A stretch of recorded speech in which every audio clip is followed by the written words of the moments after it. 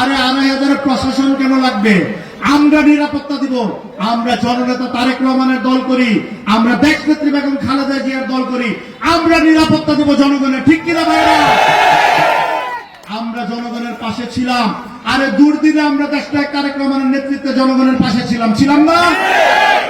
আমরা কিন্তু ছিলাম, আমাদের নেতাও ছিলেন, আমরাও ছিলাম। আমাদের অনেক ভাইয়ের প্রাণ হারিয়েছে, অনেক হবে। একজন নেতাকর্মী যদি ব্যক্তিগত কঠিন শাস্তিমূলক ব্যবস্থা হবে, কিন্তু আপনাদের বলে যাচ্ছি ভাইয়া, আমি বলতে চাই আজকে এমন একটি ব্যক্তি শাহাদাত বার্ষিকী উপলক্ষে আলোচনা সভা, যিনি সততার প্রতীক, সৎ মানুষ, একজন সৎ ব্যক্তিত্ব হিসাবে শহীদ প্রেসিডেন্ট জিয়াউর রহমানের কোন বিকল্প ছিল না, ছিল। আজকে দেখেন সেই সততা ধরে এগিয়ে এসেছেন দেশনেত্রী বেগম খালেদা জিয়া। আজকে সেই সততা ধরে রেখেছেন জননেতা তারেক রহমান, একজন সৎ মানুষ, একজন অবিচল সৎ মানুষ, যিনি সততার প্রতীক তারেক রহমান। গণতান্ত্রিক আন্দোলনের মূল রূপকার কে? শহীদ প্রেসিডেন্ট জিয়াউর রহমানের যুদ্ধ উত্তরসূরি, যুদ্ধ সন্তান তারেক রহমান। তারেক রহমানের সেই নেতৃত্বে, সেই বলিষ্ঠ নেতৃত্বে আন্দোলন সংগ্রামের মাধ্যমে, এই ১৭ বছরের গণতান্ত্রিক যুদ্ধের মাধ্যমে ফ্যাসিস্ট খুনি রাক্ষসী হাসিনা বাংলাদেশ ছেড়ে পালিয়ে গিয়েছে। ঠিক কিনা ভাইরা? সকল পর্যায়ের নেতৃবৃন্দ, আমার ২,৫০০ সাধারণ জনতা, ভাই ও বোনেরা, আসসালামু আলাইকুম। কেমন আছেন আপনারা? ভালো আছেন? যার অবদান এবং যার ভূমিকা আমি শেষ করতে পারবো না, আমরা বলতে থাকলে তার অবদান এবং তার ভূমিকা শেষ হবে না। ঠিক কিনা ভাইরা? তিনি কে? শহীদ প্রেসিডেন্ট জিয়াউর রহমান। শহীদ প্রেসিডেন্ট জিয়াউর রহমান কি কি করেছেন আপনারা জানেন।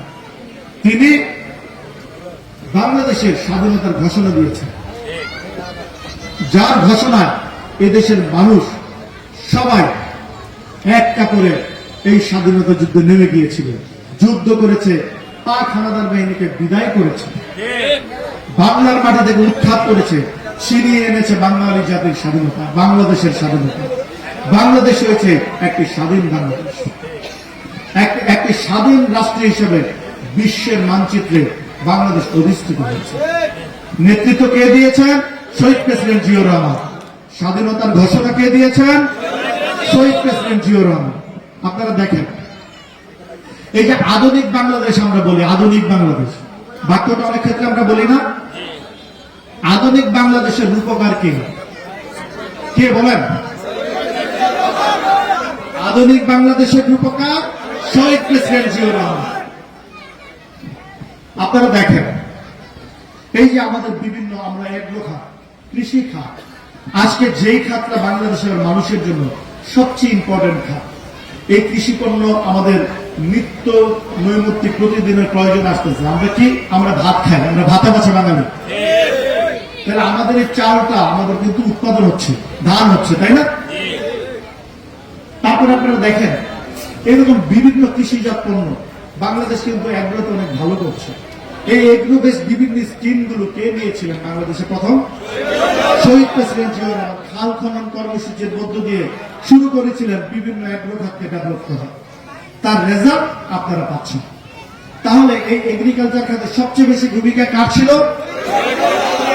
শহীদ প্রেসিডেন্ট জিয়াউর রহমান। আপনারা দেখেন, আজকে আপনারা যদি গার্মেন্টস খাত বলেন, আমরা রপ্তানিমুখী ব্যবসায় সবচেয়ে বেশি টাকা আর্ন করছি আমরা গার্মেন্টস খাত। প্রচুর বৈদেশিক মুদ্রা অর্জিত হচ্ছে এই গার্মেন্টস খাতে। রপ্তানিমুখী গার্মেন্টস খাত কে প্রবর্তন করেছিলেন? কে বাংলাদেশে শুরু করেছিলেন? শহীদ প্রেসিডেন্ট জিয়াউর রহমান। আজকে এই গার্মেন্টস শিল্প হয়েছে বাংলাদেশের একটি অন্যতম ইনকাম সোর্স। ঠিক কিনা ভাইয়েরা? কি বোনেরা ঠিক আছে? মায়েরা ঠিক আছে? দেখেন, আজকে অনেক মা বোনেরা গার্মেন্টসে চাকরি করছেন, ভালো স্যালারি পাচ্ছেন, সংসারের জন্য সেটা কাজে লাগছে। এই খাতটাও কিন্তু শহীদ প্রেসিডেন্ট জিয়াউর রহমানের দ্বারা কি প্রবর্তন হয়েছে বাংলাদেশে। এরকম আপনি যদি এক এক করে বলতে থাকেন, এই নেতা, এই মহান নেতা শহীদ প্রেসিডেন্ট জিয়াউর রহমানের অবদান, বাংলাদেশের প্রতি ওনার যে অবদান তা শেষ করতে পারে। যেহেতু আমি আপনাদের আড়াই হাজারের সন্তান, বিষয়টা হলো আজকে এই যে অ্যাগ্রো খাত, এই খাতটা, কৃষি খাতটাকে আজকে প্রেজেন্টলি আবার সেটা আগে এগিয়ে নিয়ে আসছিলেন কে? তারেক রহমান।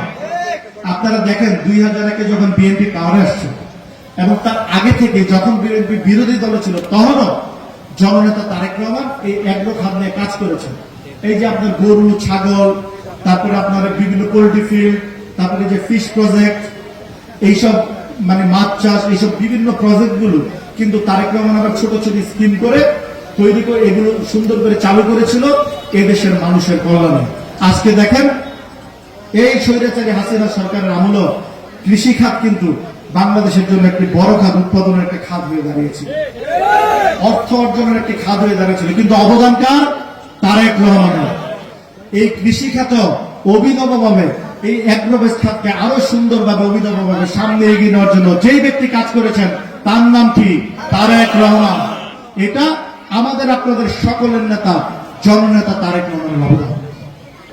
আমি আজকের এই দিনে সেই মহান স্বাধীনতার ঘোষক, আধুনিক বাংলাদেশের স্থপতি শহীদ প্রেসিডেন্ট জিয়াউর রহমানের জন্য দোয়া করব আমরা সবাই। আল্লাহ পাক যেন তিনাকে জান্নাতুল ফেরদৌস দান করেন, আমিন। আমরা দোয়া করব আমাদের গণতন্ত্রের মা দেশনেত্রী বেগম খালেদা জিয়ার জন্য, আল্লাহ পাক যেন তিনাকে পরিপূর্ণভাবে সুস্থ করে দেন, আমিন। আমরা দোয়া করব আপনাদের আমাদের সকলের পছন্দের মানুষ, পছন্দের নেতা, আমার অভিভাবক জননেতা তারেক রহমানের জন্য। তিনি যেভাবে গণতান্ত্রিক আন্দোলনের মাধ্যমে বাংলাদেশের গণতন্ত্র রক্ষা করেছেন, ফ্যাসিস্ট খুনি হাসিনাকে বিদায় করে দিয়েছেন দেশ থেকে, সেই নেতা সেই তারেক রহমানের জন্য দোয়া করব আল্লাহ পাক যেন তিনাকে অলয় সুস্থ রাখেন।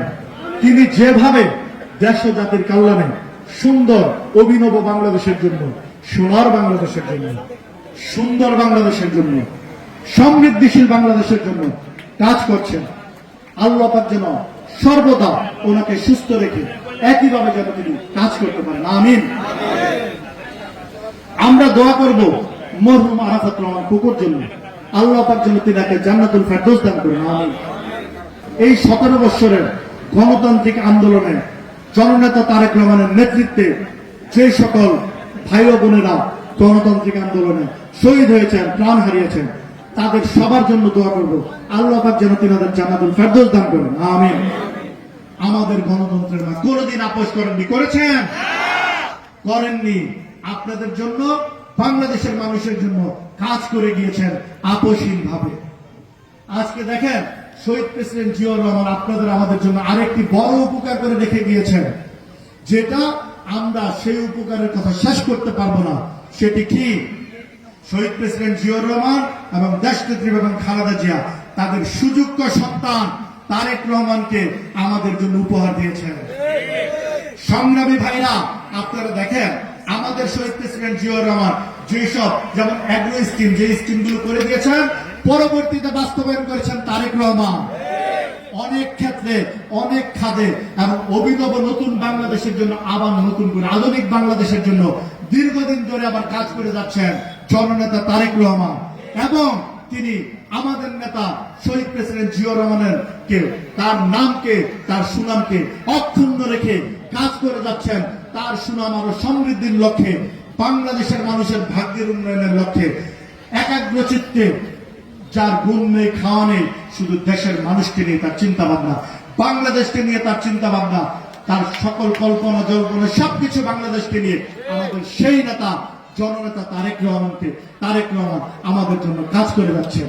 আর আমাদের এই তারেক রহমান হলো শহীদ প্রেসিডেন্ট জিয়াউর রহমান আমাদের জন্য সবচেয়ে বড় উপহার, ঠিক কিনা ভাইরা? আপনারা এই কথাটা একমত? আপনারা হাত তুলে দেখান। সবাই একমত আছেন? তারেক রহমান